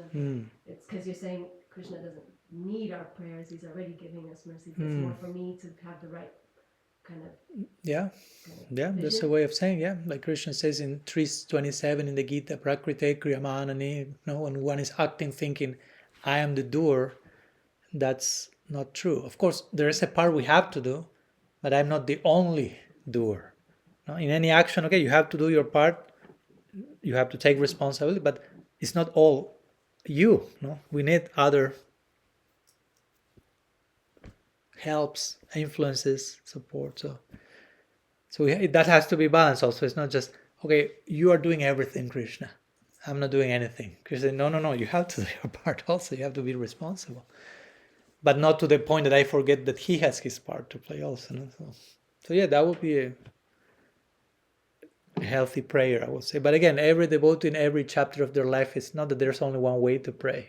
Depending where we are, prayer will take different shapes, but at least has to be sincere from where I am. And I, for some devotees, where they are is, I need to ask Krishna for a girlfriend, so to say. I need to ask Krishna for a more salary payment. I know it's not the highest thing, but I cannot go beyond that. So at least I'm going to Krishna. Prabhupada will say things like that. Okay, you cannot stop drinking wine, offer the wine to Krishna. At least make Krishna part of the equation somehow, and that will help you eventually to to go beyond that. Now, this is the famous verse of the Bhagavatam, akama sarvo kama va moksha kama udharaditi brena bhakti yogena jayata purusham par. He said, whether you have no desire whatsoever, whether you have all the desires in the world, sarvo kama means all desire, moksha kama, whether only you have one desire, moksha, no matter where you are in between all those things, you just basically engage in bhakti and worship Krishna. That's what the Bhagavatam says. It's not saying you only go to Krishna begging to serve in the mood of the Brajavasis, and if not, sorry, Krishna is not for you. That's not the lesson. It's whatever you are, in whatever stage you are, you can start your relationship with Krishna. And that will progress from there. That's very user-friendly. Krishna says in the Gita, Chaturvida bhajante mam. He said 4 types of people approach me. The one looking for wealth, the one who is suffering, the one. So he knows. I mean, it's not that all these people coming to worship me are coming just from the purest place, selfless, loving attitude. No, they have their agenda still, but they are coming to me. So Krishna says, welcome. and we work it out in time. Gradually we are work in progress, basically. So yeah. Thanks for the question. It's much more polite than myself, but it's not for you. I've got about 1 million questions. The problem, I don't know which one to choose. 1 million questions. Wow, that's good. We do have a time limit. Okay. Just one of the million tonight. Yeah, One in a million. we're almost 2 hours, but Well, we can actually, go with it's- one I question. just want to make a statement before I ask Yeah. the question. Yeah, and just in case someone wants to share something and it's not a question, you just want to share something, also feel free to do that. Yeah, there's a lot of things to say. I've got the floor, can't think of anything to say. I wanted to appreciate the fact that I can ask questions because, you know, you were talking about the whole question concept at the beginning, but I haven't experienced this for a long time. That I mean, I just remember I used to love Srimad Bhagavatam class when I was a younger devotee. It was my favourite thing. But I just haven't had that situation where I feel I can ask questions and I feel sort of, I suppose, confident in the response. Mm-hmm. So I just want to appreciate that situation. Thank you. So now I don't know which question to ask. But, I'll tell you which questions I've got. A few of the questions, and you can choose which one to ask. Okay.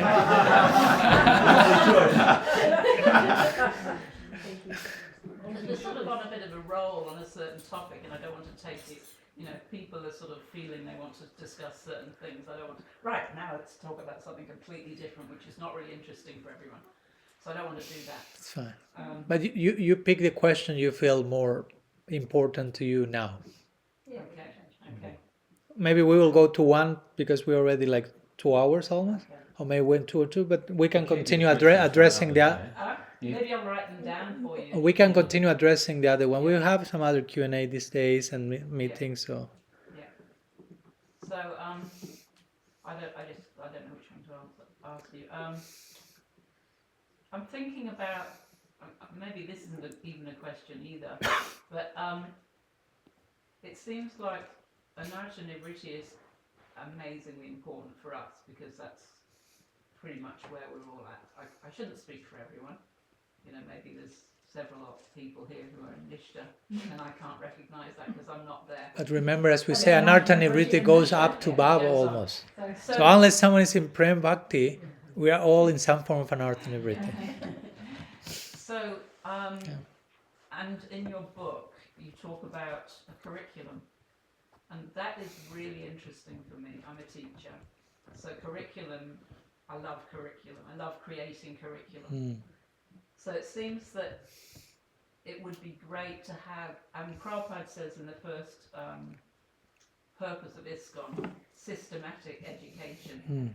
And I feel this annoys me because I like things to be organised. You know? I feel that we're not systematic, and I'd really love to be systematic. I'd really love to have and help create a systematic education, because it seems that as a movement we're quite good at getting people in through the door, and then there's a little bit of vaccine training and all that, and then it's sort of like you're lost in this sort of plateau of anartha nivritti. You're sort of lost in this desert, and there's no signposts, there's no, you know, like you were saying, the short-term goal is nishta.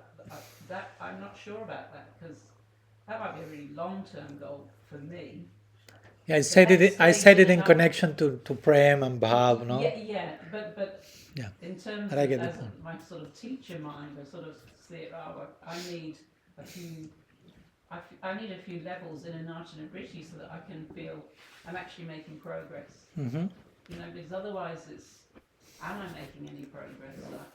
I don't have any measurement for that progress, and I want to sort of, I want to have measures, and I'd like to, I think that would be helpful for most people, you know, to, right, you know, this year I'm going to get to this stage in anartha nivritti, and then I've got some sense of excitement that I'm actually making progress. Otherwise it's quite loose and random, and that's quite hard for me. I like things to be sort of controlled and organised.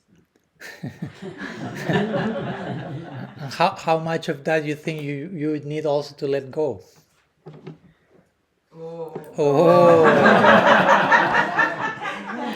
We are talking about anartha nivritti here. I don't know. I'm not sure about that, because I feel like, I mean, not fully, of course. I also love structure and sequence. Yeah. Right? That is my nature. To be, yeah. You know, I have that skill to do Yeah, and stuff. totally. I want to use that. I don't want to say, no, I'm just going to give up and No. I couldn't do that. It doesn't seem quite right in terms of, you know, like doing my part and working. Yeah. So, some thoughts on that I can share. I appreciate, of course, your points, and of course we know that every devotee is different also, but it's also important that everyone has their needs. As you're saying, okay, I like things to be systematic, and maybe not everyone likes that. And that doesn't mean that we shouldn't have that. It means that not necessarily everyone will go there, but for those who will go there, it's good to have that. I agree. I like that myself. As you may have seen already, my first class on Sikshastakam, I was like, third verse of Sikshastakam come from Sikshastakam. Sikshastakam came from this and then. Well, you talk in your book about curriculums that I was sort of connecting with. At the same time, a few things that came with while I was listening to you. For example, you were talking about I need to have a way to measure my progress, and I totally understand that. But also, I think, and part of that, I think, is in many cases, not always, but many times we may have to redefine progress, in the sense that we may have developed an idea of progress that is not progressive at all, that is not maybe healthy, that becomes some type of ego competition, or have to get there and be there, and sometimes progress seems, as we were talking today, I'm realizing that I'm an impersonalist. That's progress, because you did not see that before. But sometimes we do not frame progress as such. You follow? We frame progress just as this heroic attainment, when you are like almost like a superhero or something, and you like over idealize progress, and you never feel you are progressing because you are never there. Well, you are actually progressing. So that's like a tragedy, because you are progressing, but you are not feeling you are progressing. You follow my point? Many times I see devotees getting discouraged, and one of the reasons is this: they kind of, they're reading the life of Prabhupada or Chaitanya Charitamrita and the standard of life of Raghunath Das Goswami, and then they go back to themselves, and it's like, I'm not making any progress, because they are comparing themselves with something that is so high, instead of understanding, hey, you are not in Bhava Bhakti, So you are not expected to feel all those things now. Maybe you are not in anishtita bhajana kriya, and you are expected to feel instability in your practice. And that's, as I say the other day, a confirmation that you are on the journey. And in one sense, that's progress. I'm not saying stay there forever, but I'm saying do not condemn those things that you are going through, because that may be a symptom that you are on the path. You are trying to go through your human unresolved stuff and messiness, and you are realizing an artist, you're opening the door of the shed, so to say. It's progress. It feels scary. It feels but it's progress. No? So I'm saying all this in the context of this idea of we want ways to measure our progress, but sometimes our yardsticks are too romanticized. if I can use that. We have a romanticized yardstick to measure our progress in bhakti, and we just think, unless torrents of tears are coming while chanting my japa, I'm not making any progress. Unless I hear Krishna's flute from now to 2 months ahead, I'm not making any progress. Unless I stop, but it's not like that. Sometimes we put the bar too high, and of course we try to be there, I'm not there. Try to be there, and at one point it becomes even frustrating. And I've seen the Buddha saying, "This is not for me. I'm not practicing anymore," because it's torture for my mind. Because they keep comparing where they are with a super high standard that is not corresponding for the stage they are in. That's why I'm saying it's important to have goals within enlightenment so that Yes. we don't do Yeah, that. yes. So that's why I think we need a lot of articulation of the nuance of the landscape where we are in now. So you can understand what is expected to happen at this stage of the journey, and you can validate your journey by understanding, normalizing those experiences as part of the journey, as part of the progress. And okay, these are symptoms that confirm that I'm on the journey, instead of making me feel an outcast. You follow my point? Because the same thing may be feeling us discouraged and outcast, or confirming and validating our journey. We need to learn to identify the landscape and have a language to go through all that. So I think that's big part will be for me in my mind, big part of a systematic presentation of the teaching, especially if someone is, as you say, someone is coming to Krishna consciousness. Okay, they have the utsahamai, their initial enthusiasm and first boost, and everything is like Jai, Gaur Hari Bol, and tons of halava, so everything is heaven. But at one point, halava is no longer enough, right? I mean, it's always there. Please, we don't want to eliminate that. but there are other things that need to be dealt with, and that's where we need to come with a language that explains what's happening to you at that moment. No? So you are validated in your stage, because if that's not happening, I start to feel like, oh, I felt so good, now I feel so bad. What's going on? I'm failing, I'm doing something wrong, and nobody's talking about it, so I don't want to talk about it, because maybe I'm the only one. No? And you start to isolate yourself, secrecy, fear, and if this is not, again, openly talked with proper articulation, everyone goes into their own private secrecy chamber, and multiply that for a few years. Let it ferment, so to say. And then it's like, where is such and such Das? He disappeared. And that he is like, what happened? Why? Because, their needs have not been met and fulfilled. We needed to have open, honest conversations about all the things without feeling guilt, shame, being judged. We have to normalize imperfection, failure in our dialogue. We have to normalize all that messiness, so people feel more comfortable. Okay, I can be myself. I can let them know that I'm going through this, and instead of being judged and deported to other religion, I'm being more received. We were given the example the other day with I don't know whom of AA, Alcoholics Anonymous. I mean, the only way you can participate there, you have to be totally honest about your troubles. And when you are doing that, they embrace you. You are welcome. But if you come there trying to play superhero perfect, you're not entering. No? I remember James Finley, he's a Christian author, and he will work with alcoholics. And I know he will tell a story that once he was in a circle and they received a new member of the group. And part of the welcoming initiation ritual was there was a chair in the middle of the circle, and the newcomer will sit in that chair, and everyone else was in a circle around him. So they will ask him, and you will have to forgive me, but there's one bad word that was said, and I will have to say it. I'm not used to do that, but it's part of the story. So they will ask him, so what's the most important thing for you in life? And he will say, my wife. And everyone in the circle will start saying, bullshit, bullshit, bullshit. He'll say, my children, bullshit, bullshit, bullshit. And so on, no? Till he says, alcohol. And everyone raises up from the chair and they go embrace it. Like implying this point, like let's be honest. Let's disclose our fears and the shameful parts, and when we get to do that, you can belong, right? So we need to normalize those things. We need to have a language and spaces even to facilitate those types of...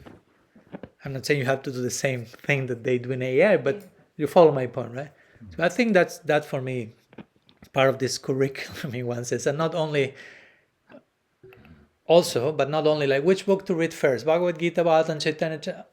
Also, that's beautiful, but also this. Incomplete. Because if not, we run to philosophy as spiritual bypassing many times. And we have so many books to read and to run to without... Or if you teach those books, you have to teach how those books teach. Do not run from the other stuff. Like I like to point the second verse of the Bhagavatam, Dharma Praito Kaitavo Tra. That's the beginning of the Bhagavatam. Say, Atra, in this book, Dharma Praito Kaitavo. All cheating in the name of religion is rejected. So the Bhagavatam said, don't come here with spiritual bypassing. That's not what the book is about. That's not what this religion is about. That's it right there in the beginning of the Bhagavatam. But maybe we do not see that.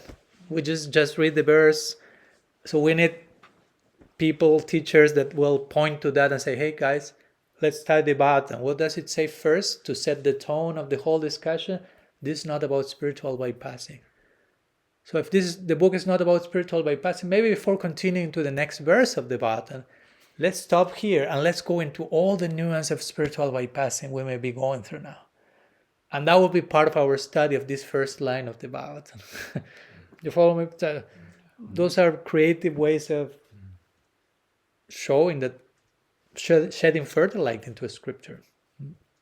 Or, in the first, you can read that in the first verse of third chapter of the Bhagavad Gita, Prabhupada's commentary. He's saying something like that. Also, Arjuna is trying to,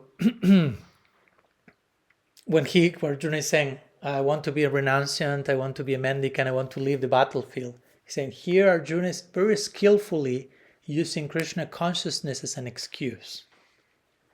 He's not using the word spiritual bypassing, but it's that. So Prabhupada is saying that. No, he said, okay, Bhagavad Gita is talking about. This is not about spiritual bypassing. And what's spiritual bypassing and all the nuances that are taking place in today's world and society, in our own... we need time to unpack that. And I think when we do that successfully and compassionately, normalizing, guys, this will happen, part of the journey, I would think naturally everyone will feel, okay, I'm part of this. This is normal. Okay, I'm not that bad, right? There is hope. We are all in this together. And that's what gives you reasons to stay, so to say, and not to leave. Right? I don't know. Does it make any sense? Yeah. I think we need to incorporate that. Practice to do that, though. As you say, we need the language. Yeah. We maybe need sort of processes. Yeah. And ways that we relate to each other. Because I was talking to someone the other day, Anuradha. You know Anuradha from Yes. and we were talking about grief counselling. She was Okay. talking about, I don't know whether she'd been or somebody else who knew it. And basically it came down to the fact that the only person that person could be honest with was a stranger who she was paying. I'm paying you. I'm paying a stranger so I can be honest with you. Couldn't be honest with anybody else in her life.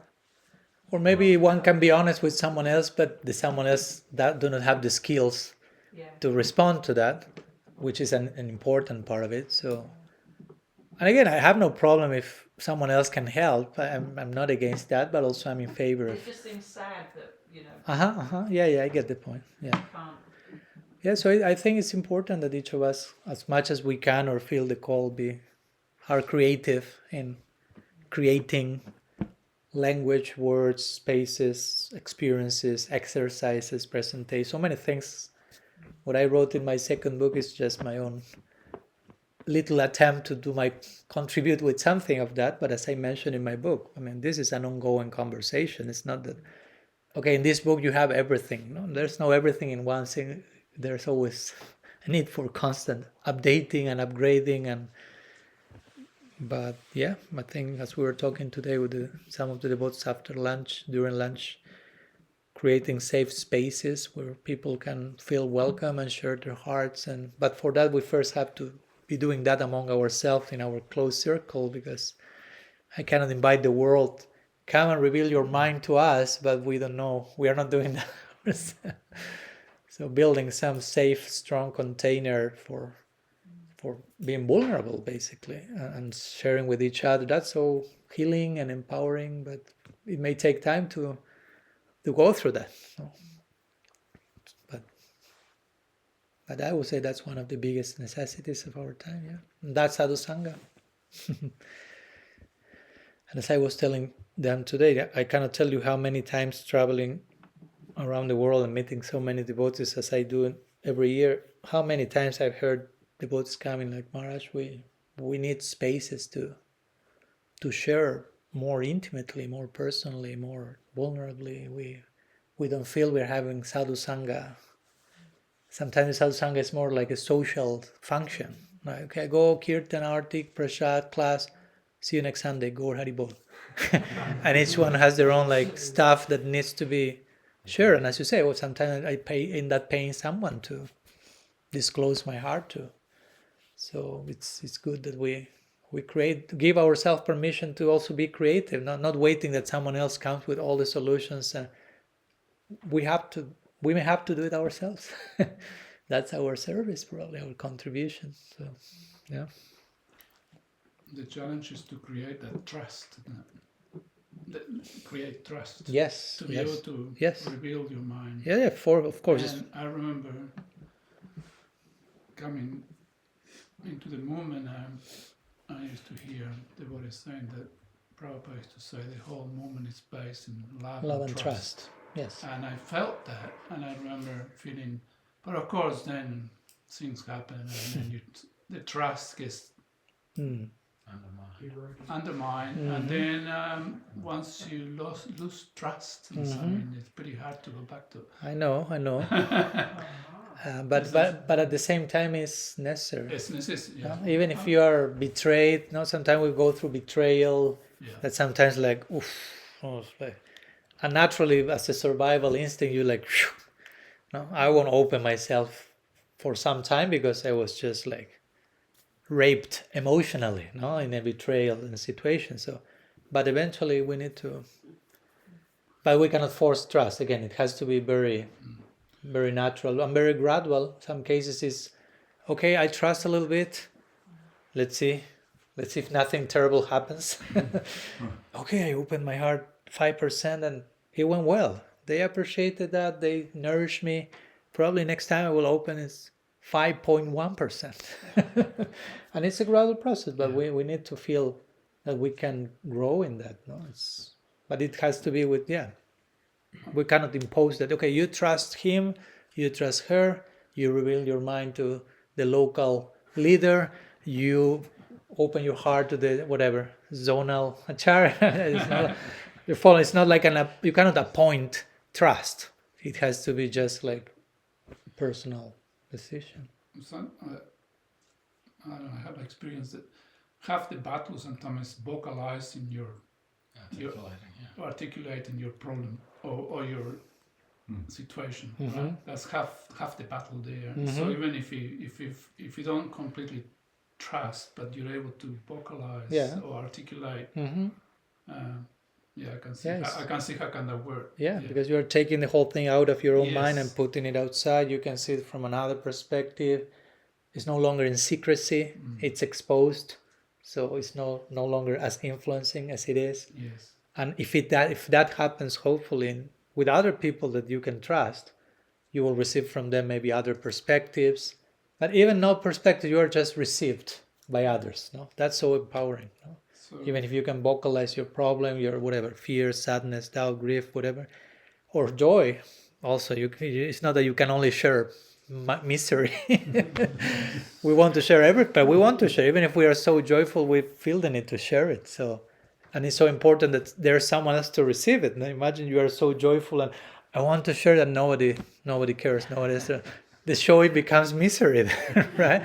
But if we have even suffering and we can share it, that becomes joyful in its own way, right? Because feel that we are received, accepted, understood, and we all need that. I mean, it's not that it's just your need. No, we all need that. It's natural. So I wonder sometimes, like we try to reinvent the wheel sometimes. What's that word? I don't understand. Reinvent the wheel. Oh, reinvent. Yeah, like something that is probably already there. Like you mentioned, pariprashnena, to see something and to put the question there and then bombard it from all different angles. And sometimes I just wonder. If that's what we need. One of the techniques to overcome our difficulties is to learn the art of bombard it from all different, or being able to put it out there and resolve it somehow by inquiry or whatever it is. I don't know if that's a thing. If it's a tip.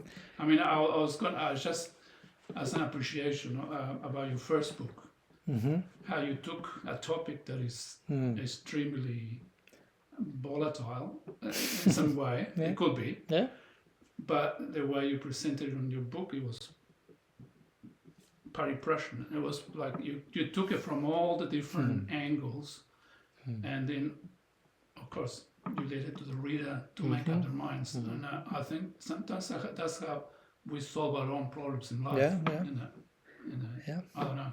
It's possible. Again, we are different people, so what works for some may not work for others. So you may feel, this way of dealing with the problem is really illuminating for me, and maybe someone else needs another modality, and it's perfect also. It's just finding what works for each one of us, which I think is part of the curriculum, not just giving this is the only way to solve problems. One size fits all. No, we are different people. I remember studying a little bit, maybe you heard about the Enneagram, like these 9 numbers and different, basically, not only to limit people to 9 types of people, there's so much nuance in between, but some general models. And I remember, as simple as that sound, one of the main realizations was people is different. No, they really see things differently, need different things, different words, different approaches, it's not that one size fits all, and we have done that many times. We have just given a magical formula and good luck. No, hopefully it works for you. And if it doesn't work, it's basically this is not for me. No, it is for us, but we have to craft it in a way that is relatable to our own psyche and situation. I mean, it has to be specific, personalized. Again, radical personalism. If not, it's impersonal in one way, right? But I will argue that despite our different moods, I at least personally, I've had lots of very powerful results and experiences in what I like to call this circle sharing, which basically is just you sit in circle, and this is present in all ancient traditions from history, and just, of course, sit in circle having built trust first. So it's not just, okay, whomever wants come, and you don't know each other, and everyone's like, who are you? But there's some trust built, some safe space, and basically inviting everyone to share their hearts and witnessing, receiving the heart of everyone, being witnessing. So much happens in those interactions. If it's happening again in a place of trust, safety, and main part of the energy and time may be in building that first. And once that is in place, so much can come. I think a big factor is that, like you were saying, in Anartha-nivritti, to normalize that we're going like this, and we have challenges, so that there's no judgment. Because I feel that also as devotees, or for myself, I don't want to be judged like, oh, look at what she's doing, and then you don't want to share your, Of course, like your weaknesses. yes. Because then nobody's going to want to be with you. Yeah. Nobody wants to end up being alone, right? Maybe And not that's even asking or judging what you were doing, but the questions you were asking, perhaps in your inquiry, you tend to feel that you're going to be judged by what you're asking, Yeah, that's why I started my presentation trying to deconstruct that ghost a little bit. No, like, hey guys, if you have questions, there are no silly questions. Yeah, if they are sincere, that's it. And if you don't have a question, that's fine also. No, like trying to normalize everyone's different situation. But yeah, I totally understand, and of course we have seen that not only in our tradition, that's everywhere, that's human psyche. But yeah, we have to create a non-judgmental space of unconditional acceptance, and that's not easy. First, we have to be capable of offering that, not only to others but to ourselves as well. So that's a work. But again, at least we have to start having the words to articulate and to speak to all the things. So okay, now it becomes a reality. Because if you don't even name it, you don't have a word, it doesn't exist. It's not in your radar. When you bring it, again, you bring it out, you verbalize it, it becomes it's reality, right? So anyhow, good luck with that. No, really, I mean, with all the best, because, I mean, to me, to you, we all need to have safe space to share vulnerably and be received without judgment and be accepted as we are for who we are, and that's the foundation to change whatever we need to change. That's what this famous psychologist Carl Rogers would say. He will say, paradoxically, you have first to learn to accept yourself, and then you can change. Unless you accept yourself where you are, as you are, you cannot change anything. Sometimes we emphasize change, transformation, transcendence, progress, advancement. And the key for that is first learn to accept yourself as you are, where you are, so you can change, not to stay there forever. Because we want to change, we emphasize so much self-acceptance.